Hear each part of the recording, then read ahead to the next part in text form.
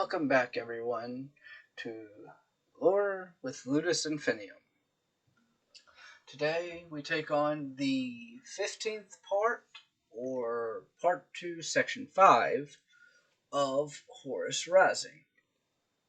And we start off with a shuttle leaving from the Vengeful Spirit to the 104th expedition.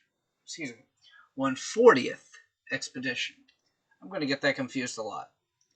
Now, what the 140th were kind of expecting was a high-ranking captain, maybe Ezekiel Abaddon, the captain of the first company, to come over and basically, we're here to help. But here's what they got. They got 10 high-ranking captains, including Ezekiel Abaddon, Tarek Torgadon, Little Horus Aximand, and Garviel Loken, all 4 captains of the mournival, coming off of the shuttle. And it's kind of hard to explain what he is. The impromptu leader, I guess, of the 140th, a man by the name of Nathaniel, is going up to Ezekiel Abaddon, and saying, "Oh, we're so glad you're here. We're so glad you're here." And the response he gets is, "Not yet." And Abaddon gets into his position, and who should come off the shuttle but the Warmaster himself? I'm pretty sure at least half the population that had come to meet the group coming over from the 63rd expedition collectively shat their pants. Now, understand Horus is a very charismatic person, but he's also a very intellectual person. And the way Primarch's brains work, he can kind of combine the two in an instant. He can think about it and in a nanosecond react to it to act a certain way. As he's walking off the shuttle, it's mentioned in the book he's doing the one thing that could make it worse. Not smiling. Everyone bows except for Nathaniel. And he's like, "Are you not going to bow to me?" I would, but I forgot how. And at that point, Horus does something else that shows his unending amount of intellect and charisma, and he bows to Nathaniel. And probably after about 4 consecutive heart attacks, Nathaniel breathes a little easier, and Horus stands back up, saying, "I'm sorry it took me to get here. It took me so long to get here." And he told everyone not to bow. Just a round of applause will do just fine. You don't need to bow, not to me. And then he lets Abaddon in, like, War Council is going to be, at this time, go ahead and get ready. Abaddon told the other members of the mournival, and we fast forward to the War Council. And oh my god, this is probably one of my favorite parts out of the first 6 books. Now, keep in mind, the first 6 books are the only ones that I have read so far, but this is easily one of my favorite parts. Torgadon, Aximand, Abaddon, and Loken tear into the leaders of the 140th and the Emperor's Children. And it is so funny, too. And every time one of them takes a bite out of their particular victim's ass, Horus like, "No, that's too stern, too stern. It was an accident. Granted, an accident command, but it was just an accident." And just coming to their defense, the best comment in any of the books, and I am going to make this claim, the best comment out of any of the 6 books, from Horus Rising to Descent of Angels, is Equiriuscarus. None of us like Torquaden much, except for when he's telling the truth. And right now I like him a great deal. Said by Garfield Logan. This has me almost in tears laughing every time I hear it through the audiobook or I read it. It's just so hilarious to me. And at that point, that's when Horus basically tells his entire mournival, okay, just knock it off. It's okay. They screwed up, but it's okay. And after this point, Horus has completely earned the unyielding loyalty of the Emperor's Children and the 140th.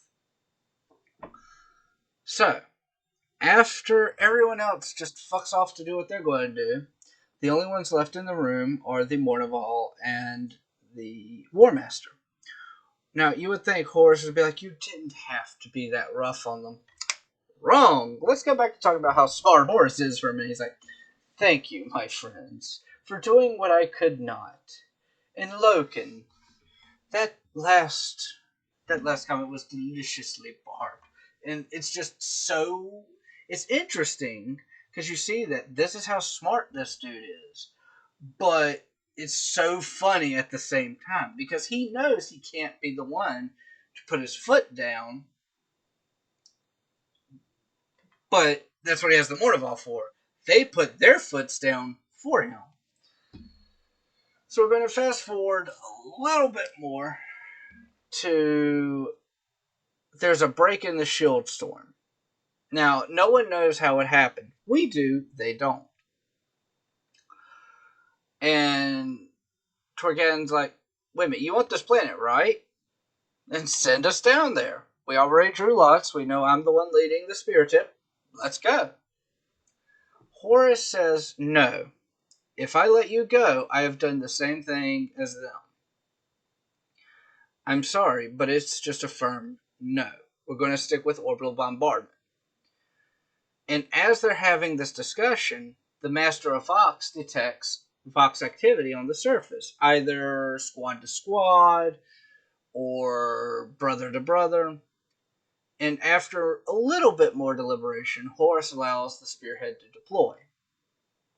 And as they're getting ready and going to the drop pods, because drop pods are fucking awesome,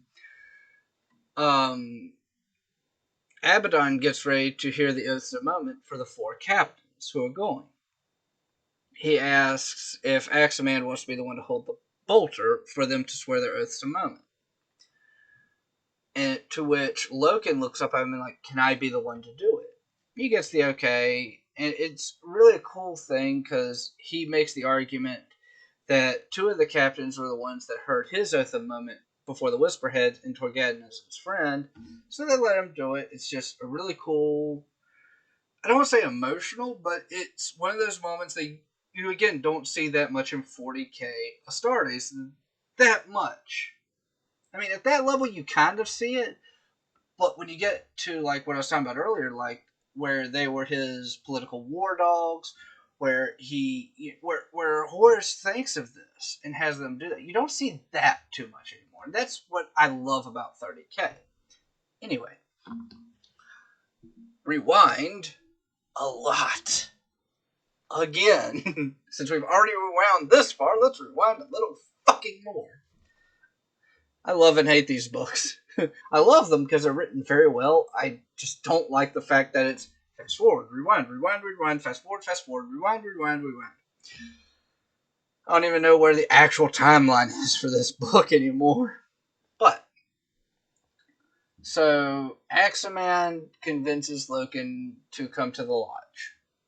And he's very, very uncomfortable with it. He's uncomfortable with it because it's kept as a secret, and because secret is contrary to truth of the imperial truth. So he really, really does not like it.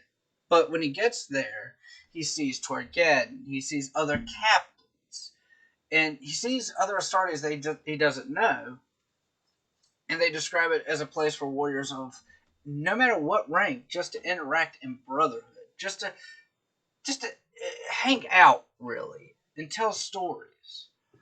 So what the Lodge asks is that Loken to either join, or if he's unwilling to, at least stop creating waves for them. And he agrees to. He's like, I'm not going to join. I don't like this, but I won't create any waves. And there's a couple of arguments here, and the one that I picked out that I really like is Torqued. He says to Loken that the Emperor does not understand brotherhood, to which Loken almost goes to blows with him. It's like, what do you mean the Emperor doesn't understand? He's like, look, the Emperor's not a god, but he might as well be. There's no one he could call brother. This is our way of doing that. And goes on, and eventually they convince Loken just to at least sit for the one meeting.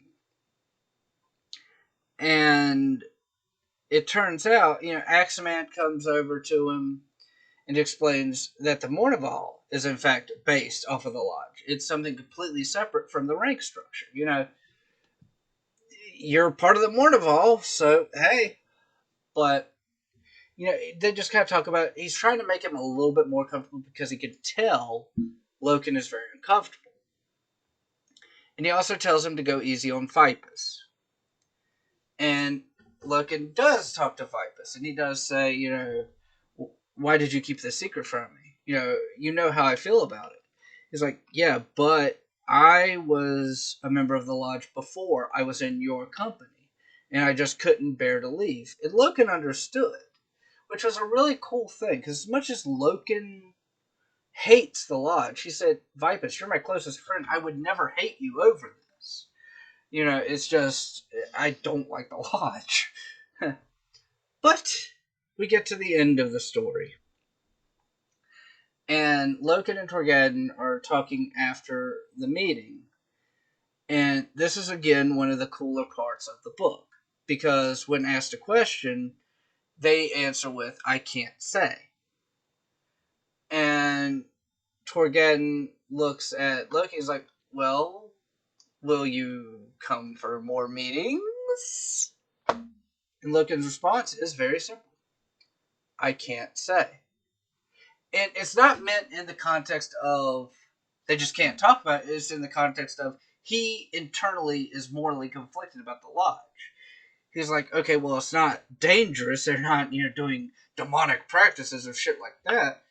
But they're still a secret, so it still must be dangerous. So he really is conflicted about whether he will or will not go back to the Lodge. But, however, that's where we leave our kind of heroes in this part, at least, for now. I hope you all enjoyed. Thank everyone who helps and supports the channel. I hope you all have a wonderful day, and I will see you all in the next one. Bye!